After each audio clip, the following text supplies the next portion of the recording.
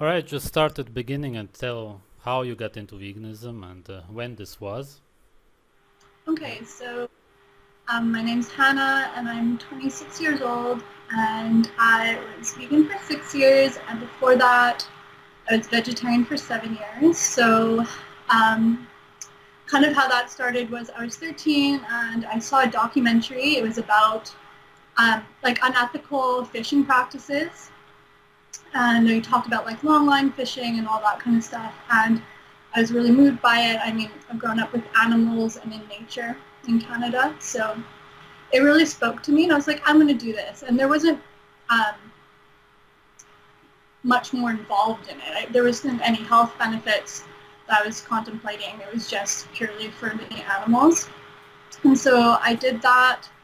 I was vegetarian for all my teen years and up until I was 20. And that coincided kind of with me developing an eating disorder. So um, I was bulimic and anorexic, and I kind of struggled with this on and off. I would say up until I was maybe 24. I'm And sorry, is your ventilator on, by the way? Yeah? oh no, I No? think it might be the fan of my computer. Yeah? Ah, okay. That's okay. It's fine. Sorry.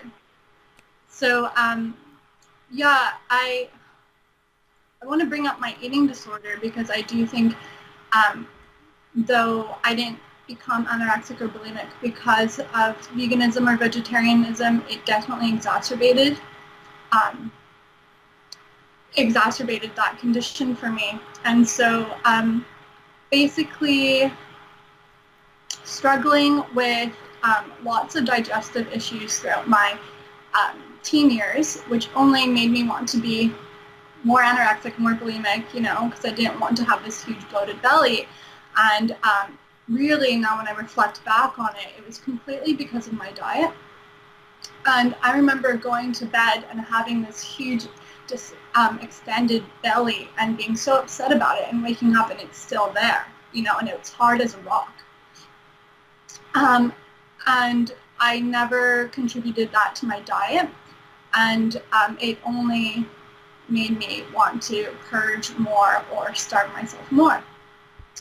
But anyway, I want to fast forward a little bit to my 20s when I become vegan. So I lived in Japan for about a year when I was 20, and that's kind of where I discovered veganism and raw veganism, which is funny because it's not really a thing in Japan. In fact, like the Japanese word for veganism is super long, and when you say it, no one knows what you're talking about. So it's kind of funny that I discovered it there. And I think this is an important thing to mention is that I discovered veganism during a really depressive time in my life. So I've always struggled with depression and suicidal thoughts.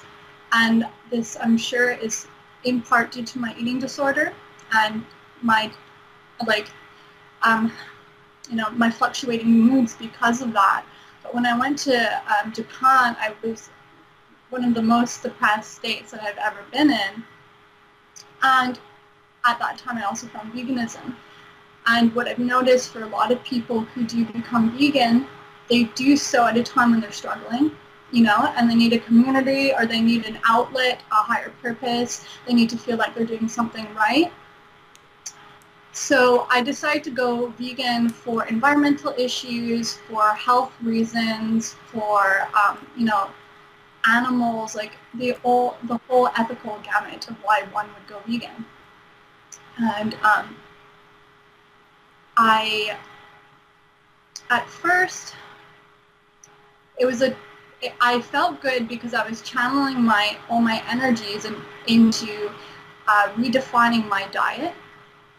And I don't feel like I actually felt any health benefits from veganism. It was more of a mental relief from the depression that I was experiencing to focus on veganism. Also, at this time, I discovered a lot of people online who had a history of eating disorders and were now raw vegan. And this now blows my mind because one of the things that they would promote is, just eating a lot of fruit all the time, like gorging yourself on fruit.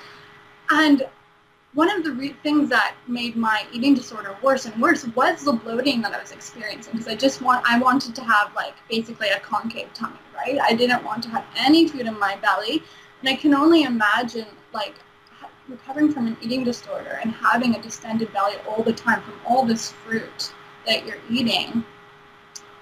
And these girls looked sick, and these girls were mentally ill, just like I was mentally ill. I was still dealing with my eating disorder, and I was still dealing with depression. I want to make this clear that I wasn't in a healthy mental state when I made that decision, which I think a lot of people aren't. There was no clarity of thought. There was no rationality. I didn't decide to research more about the diet. It was more of this, oh, well, I feel this is the right thing to do. And that's really not how I want to live my life. You know, I don't want to live my life based upon a feeling, something that's intuitive. I want there to be rationality in the decisions I make. Okay, so I come back from Japan, and basically my eating disorder it's at the worst it's ever been. I come back from Japan, I lose about 25 pounds in a month. I'm in university at this time as well. I actually have to pull out of university because I have professors calling my family, which is unheard of. Professors don't call your parents. So it's university, being like, we're really concerned about your daughter. She doesn't look well. She can't stay awake in class. And previously I was getting scholarships in university. I've always been an academic person. I loved school, and I was just struggling. And basically I didn't want to live anymore. And I remember, like, in the dead of winter, I live in Canada, having smoothies and like apples in the morning and wondering why I feel so like I want to kill myself. Okay, I don't think I was attempting to be raw vegan, but I definitely was sympathetic to it, and I definitely thought, oh, well, this is going to be the purest way to eat, and it's the purest way to maintain my body. And so I would eat raw meals whenever possible. So also during this time, I was dealing with crazy bouts of anger. And I'm not an angry person, but I would feel all of a sudden, just out of the blue, just violent inside and unbelievably angry. The same time, I'd be walking down campus and I would just feel like I needed to just sob uncontrollably all of a sudden. And it was really scary because I felt really out of control. Specifically, the feeling of being ungrounded. And this is a feeling that I think underpins the entirety of veganism. I think it's just, if I were to define like veganism in terms of a frequency or in terms of a feeling or in terms of an energy, it's ungrounded, it's unhinged. People aren't in their bodies, they're just floating in the ethers, you know? And I will come to experience this more when I start to work at a vegan restaurant. So I'll go into that in a second. So basically 6 months after coming back from Tokyo, I have to withdraw out of university. Basically, it's required of me, this university, and this is a very good university. And they're like, we're not going to allow you to take classes anymore. You need to go see a therapist, you need to get better, whatever. So begrudgingly, because I wanted to finish my degree, I drop out of university. And at this time, I'm trying to seek help, like therapy, but I'm also seeing a naturopath because I'm experiencing crazy digestive issues again. And I had tried everything to see, well, obviously I wasn't having dairy at the time, but when I was in high school, I was being tested for celiac, being tested for lactose intolerance, all these things. So, and none of it, came positive. They just said, oh, you have IBS. So I went to see a naturopath, and she asked me, what's your diet? And I said, well, I eat a vegan diet. And she said, if you want to heal your stomach and if you want to heal your mind, you cannot be vegan anymore, And I was just like, well, hell to the no, that's not happening. Like, I'm staying vegan. We're going to have to work around this. And she said, at the very least, you need to take whey protein shakes, and you need to have those 4 times a day. Like, you need to have the protein, or you're not going to heal your intestines. You're not going to have the fortitude to do just to live life, right? So I agreed to do this. So I probably had whey protein shakes, not 4 times a day, but maybe 1 to 2 times a day for 4 months or so. And then I kind of gave up on that.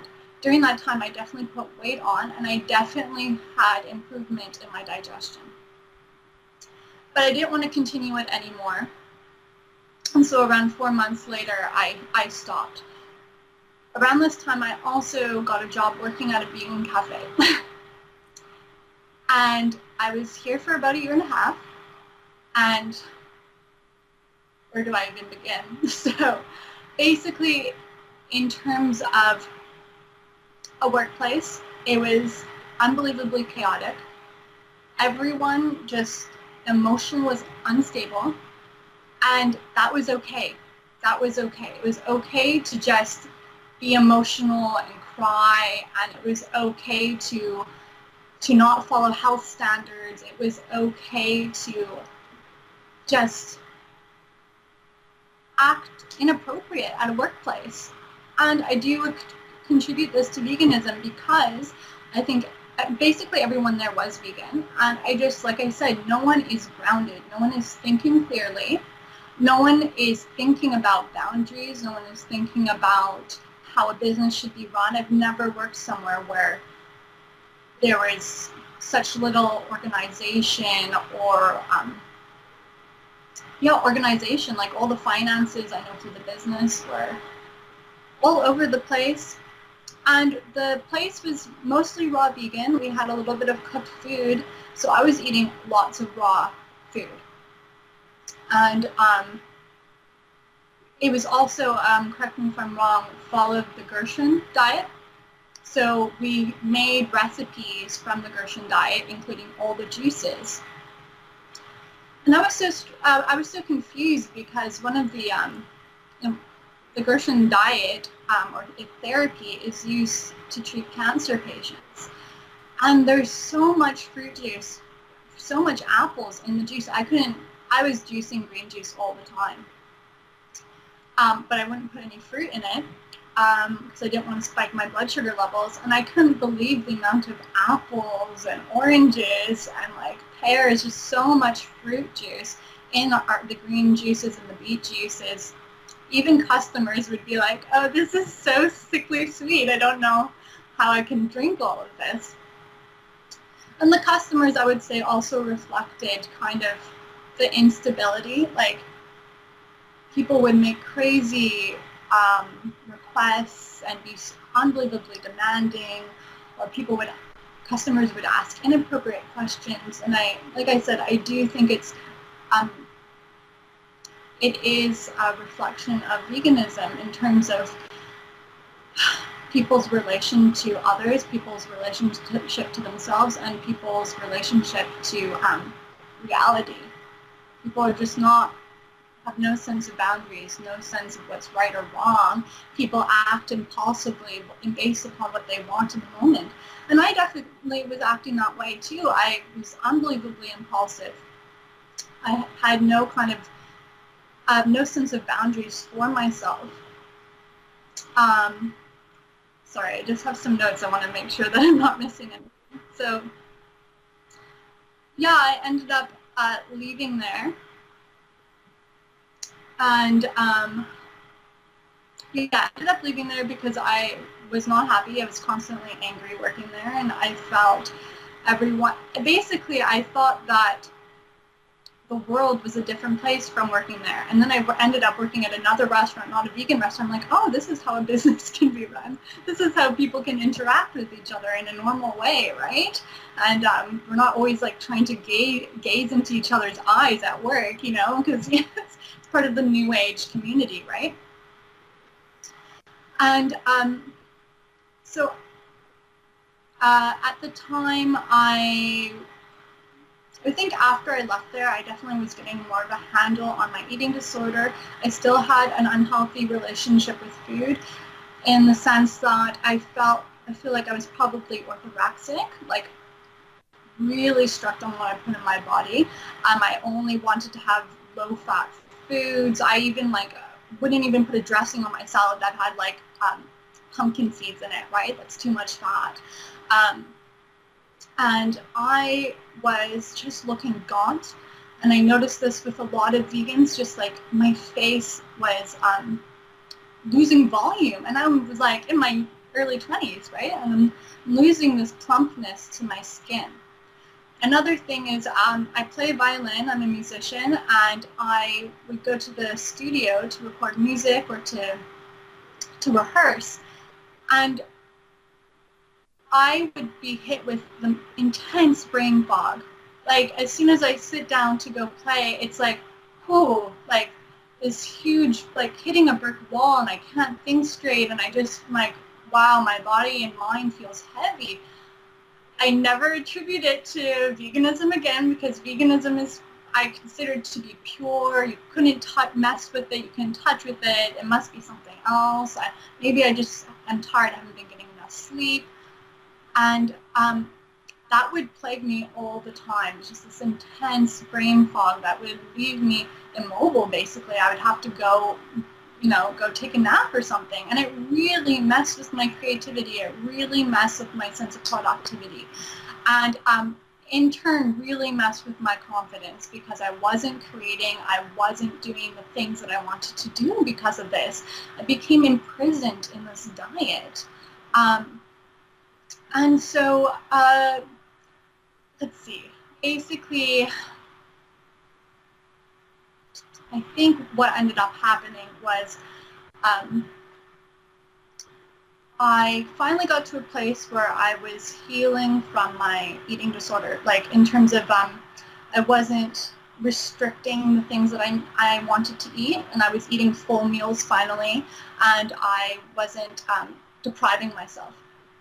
So with that, I realized that I actually needed to put some weight on, and that I was underweight, and I wanted to have a fuller body. I wanted to have more muscle tone, and I just wanted to look healthier, right? So in attempting to do this, I was eating bigger meals, and finally I felt I had crossed that bridge over from my eating disorder into this real place of health where I wanted to eat more food. I wanted to have a fuller body, and I wasn't going to deny myself. So now we're entering into the stage where I soon believe veganism. So basically, I'm eating more, and I'm not gaining any weight. In fact, my weight would fluctuate so much. My weight would fluctuate maybe 2 to 5 pounds sometimes, like not ever above, but below. And this was unbelievably infuriating for me. And I couldn't see how that was healthy. Like, how is it healthy for my weight to fluctuate? I know women's bodies fluctuate, but this was like, no, this was underweight all the time. Also, around this time, I discovered, funnily enough, people like Jordan Peterson. I don't know if you know Jordan Peterson. So I discovered him, and I was really interested. Well, I've always been interested in philosophy and ethics. It was part of my degree in university, and I was interested in, in the social issues of the day and his commentary and other people's commentary. And because of that, a friend suggested that I read a book called The Righteous Mind. It's by Jonathan Haidt. It has nothing to do with veganism. It's completely about, the premise of the book is how humans make moral judgments that's completely not based upon reasoning, that basically we have an intuitive feeling, then we have the judgment, and then we have the post hoc reasoning. And so it's kind of a reflection on the current political times and like tribalism, basically. Political tribalism. And it's so funny because after I read that book, I was like, I was just like, I had an aha moment, and I was like, I need to leave veganism. I need to not be vegan anymore. I was like, it was really humbling moment for me, because something that I'm very critical of is feminism, modern day feminism, especially in the West, and because I deem it an ideology. And I'm very critical of ideology, as I think everyone should be. And I realized I was following an ideology, that veganism is an ideology, that it's not based upon research, it's not based upon the evidence, both, academic research and also just my personal research in terms of my personal experience. And I was blinded by ideology, and I really had to humble myself, because it's not, a fun thing to admit. We want to believe we have free will, right? But if you're making your decisions based upon this predetermined ideology, which is like this way that you have to view everything, and everything's black and white, then it's hard to be honest about that. Yeah. So I was like, I'm not going to be vegan anymore, thanks to this book. And basically, overnight, I got bone broth, I got grass-fed beef, actually grass-fed bison, I got grass-fed yogurt, and I just nourished myself. And the feeling that I felt, like the first meat or animal product meal that I had, was like all this warmth in my face, I could feel in my cheeks. And I felt like I had been in a sauna, and just completely relaxed my body. I would get lots of tension in my wrists, in my shoulders, in my joints. I thought that was not so much in my legs, but I thought that was from playing the violin, and I absolutely don't think that's the case. I think it's from my diet. And I just felt like I had the best sleep, and that I had gone to the sauna, and then I just was wrapped in a blanket. I felt great. A month later, so I should say, and this is for the women out there, one of the things that if you on YouTube or on the internet, vegans will try and normalize women losing their periods, which is so crazy. And I'll talk. I have a theory about this, but anyway, that's ridiculous. As if that's not a red flag in and of itself. So basically, I never lost my period, but as soon as I started veganism, the first period that I had, the first day I would have crippling pain. I couldn't get out of bed. I couldn't walk. I couldn't believe it. I never felt anything like this before. And I would have to, I'm not one for pharmaceuticals or over-the-counter drugs, but I would have to take a buttload of Advil, because there was no other way I could function. And that was like clockwork. Every month I would experience, predominantly the first day, excruciating pain. And I would get anxious about it because it was so bad. It's like, oh shit, I'm going to get this pain in a week. I am not kidding you. The first period that I got after quitting veganism, no pain. No pain whatsoever. And I can't stress to you, just that alone is life-changing. That alone was amazing. Wow, that was just crazy. I was like, oh my God, I don't have to take Advil today. I mean, that alone stresses my liver. I don't have to take Advil every month, So, and no herbs had helped. I've done the raspberry leaf, I've done, the arnica, I've done it all, right? It didn't work. So, I think it's interesting because when I reflect about it, I think veganism attacks the feminine and the masculine in a really foundational way. I think for women it attacks their fertility, and for men it attacks their virility. So for women, it really fucks with I guess your periods and with your being able to have babies. And with men, it fucks with sperm count. And you have to question why something's becoming so popular, with the, I'm into all this social and political issues of the day, and I guess, I don't know, I'm suspicious as to why a diet is being so popularized that really kind of, toys with the fundamentals of what it means to be a woman and what it means to be a man, right? And I think that's not something to be taken lightly. I think it's very serious. And we know that men who are vegan, especially if they eat a lot of soy, their sperm counts drop drastically. So, okay, I think I just have a few more things I want to say, and then, let's see.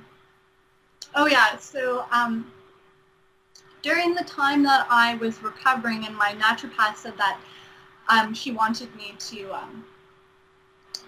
have whey protein, I had tried a little bit of egg, and I had felt really nauseous, and I was like, well, obviously I can't put this kind of stuff in my body, look how I react.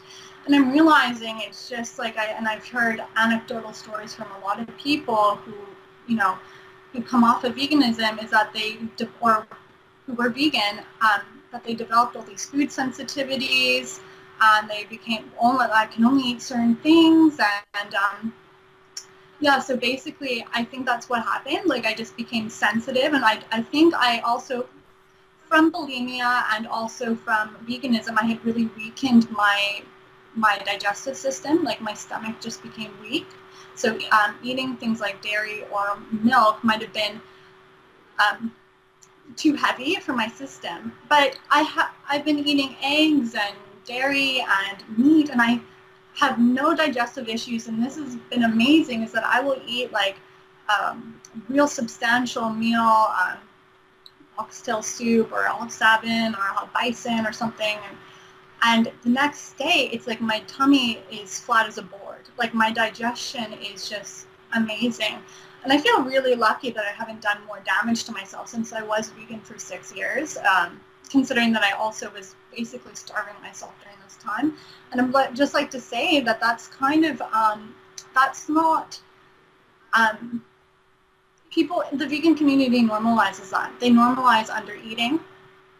And the biggest thing that I've noticed is, because veganism is very much attached to the New Age community, and I'm kind of a hippie myself, so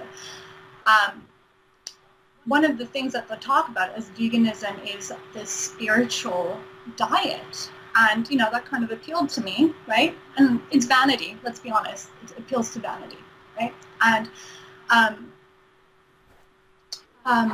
they'll talk about, oh, you have a green juice in the morning or a green smoothie, and then you get this buzzing, this like high feeling. It feels like you're high, like you've done like a microdose of psilocybin or something. And from coming from an eating disorder background, I can tell you that that buzzing feeling is the feeling of starvation. And it's something that I would chase when I was starving myself. Because after you purge or after you starve yourself, you get like this buzzing feeling. And it feels like a high. So it has nothing to do with spirituality. It's that your body is screaming, basically. So I don't know. I feel like I've talked a lot, but I guess I could talk a lot more, because it's been such it's been real moving experience, and found new videos too, and they really just confirmed that my decision has been the right one. So. Yeah. Did you also get into supplements? Oh yeah. Okay. Thanks. Right. Yeah. So I was one of the reasons that I had been contemplating leaving veganism was because I was looking at all the supplements I was taking, and the environmental aspects of pseudo-environmental, because now I know it's not really, there's not really environmental to be vegan, but what I thought was environmental, they really didn't matter to me. And I'm looking at the vitamin D I'm taking, the DHA that I'm taking, the collagen. Well, I started taking collagen because I had surgery on my nose. I had a blocked passageway, like a blocked septum. So I had surgery in my nose in December, and my recovery was so slow. My energy stores were so depleted that my surgeon said he's never seen someone my age recover from a pretty minor surgery. Um, and I actually went to see him 2 weeks ago, and he's like, your nose, and my nose is still kind of swollen here, and he's like, your nose is still very swollen, the tissue is still really inflamed, and this is unheard of for someone your age. This is more of someone who's, in their 70s, 80s. And I completely think I know it's from veganism. I just had no energy reserves. And after my surgery, I lost like 10 pounds. And this is a pretty minor surgery. Like, a lot of people have it for deviated septums. And, now I wish I had had it after, changing my diet. But anyway, so yeah, I took these supplements, and I'm looking at them. I'm like, how is this environmental? Like, these are all synthetic. They're all produced in a factory. First of all, how have I normalized this? Like, if veganism is like a complete diet, then why am I having to do this? This is actually delusional. This is actually something a crazy person would do, and also just in terms of the environmental aspect of producing these supplements, it's not environmental. Also around the same time, I met someone who works on a local farm, and I said I was vegan, and he said, well, I'm not vegan, I eat meat, I eat heart, I eat liver, I take care of these animals, but I also butcher them. And I had a conversation with him, and I had literally never met anyone who had such a deep connection and understanding of animals, and it really changed my perspective of what it means to eat meat, and also what it means to be a part of nature. I didn't want to remove myself from the natural cycle anymore. I don't think that's normal. I don't think it's natural, and I think because of that, veganism is just completely unnatural. It's completely unnatural. So yeah, I definitely took supplements, and I stopped taking that. And I also started researching about the damage that supplements can do long term. So Yeah. Did you have any vegan friends, and do you still have contact? yeah, so I do have so I think one of the reasons why I was able to just cold turkey be like, I'm not going to be vegan anymore, is because really I'm a bit of a loner. Like, I spend a lot of my time by myself in the studio, so I didn't really feel any kind of pressure from any kind of community. I do have some friends who are vegan, and I haven't really had an issue with, to be honest, with changing my diet. I'm sure that would be different if I was like completely in the New Age community, but I'm not, because I think I think it's a really unhealthy, manipulative community. So, that just is sophistry, basically. So. What do you think is the future of veganism? What's going to happen? And do you think that someone's pushing it, or where did it come from? So I think that with time, there's going to be more research done on veganism, because this is another thing too. Veganism is completely an experiment on your own body. Like, we don't really have. Yes, there's a little bit of research. I mean, there's information out there plainly saying that you cannot get all the minerals and vitamins that you need from plants, and that plants are stressors and they will attack your immune system. So there's all information on that, but in terms of like actually following someone who's been vegan their entire life, we don't have as much research on that. So I do think there's going to be more and more research, and I think we're going to see just how people physically and mentally deteriorate on a vegan diet. I think even now we're seeing so many people who are in social media and stuff, people who are vegan, and they're constantly talking about dealing with depression. They're constantly talking about dealing with just always in crisis mode. I'm going to have to change this about my diet and everything's going to be fine, or maybe if I just have more of this, everything's going to be fine. And I have to say that mentally I've just completely stabilized. I feel so grounded. It's like I feel connected to the earth, and before I constantly felt like I was just floating around, and now I feel there's like this fortitude of self. Do I think it's being pushed?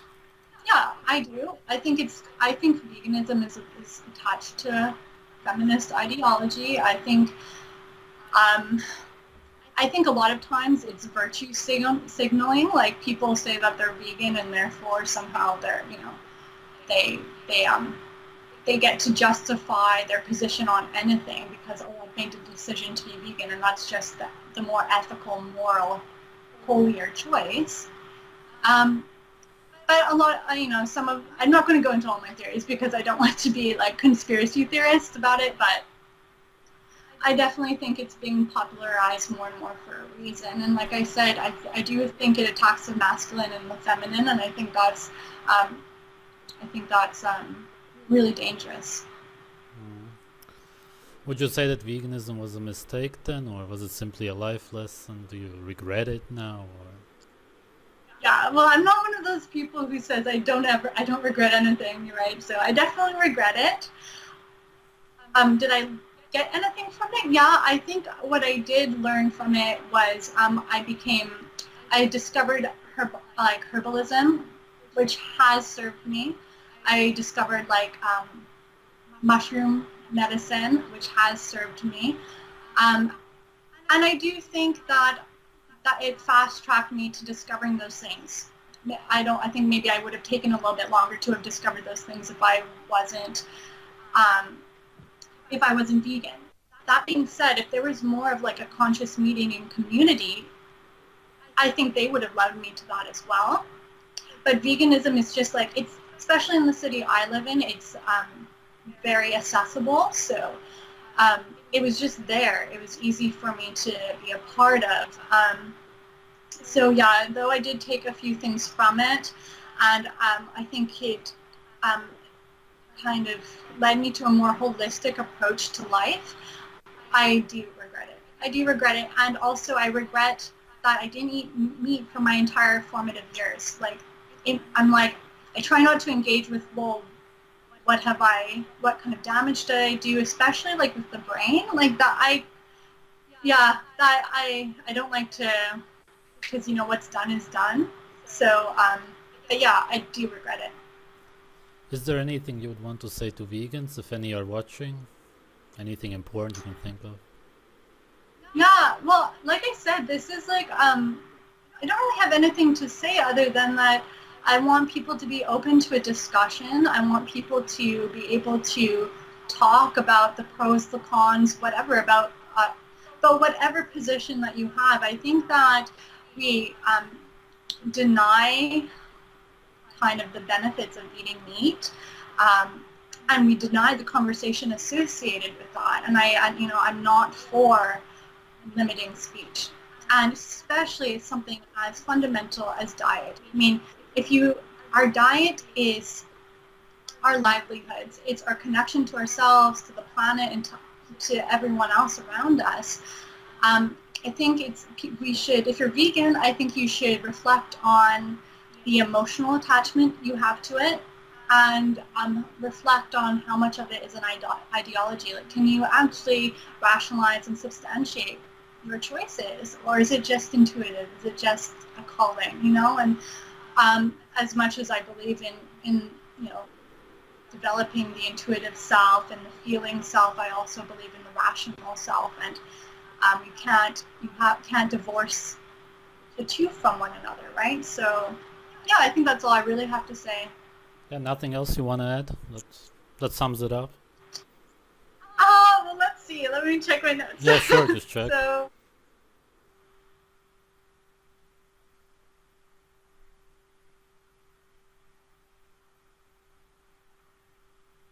yeah, I think I definitely covered everything. Yeah. Yeah, thanks for Thank you so sharing. much for letting me.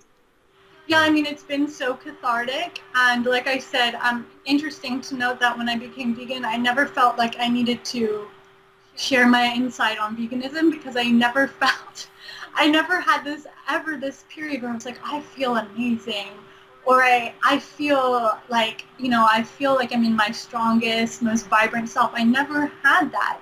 But within like 2-3 months of changing over, it's like unparalleled, the changes I've experienced. And I really, I'm a little bit shy. I told you I was a little bit shy to do this, but I really felt a desire to share my insight because it has been so profound. Yeah. Yeah, I'm glad you did it. Oh, thank you.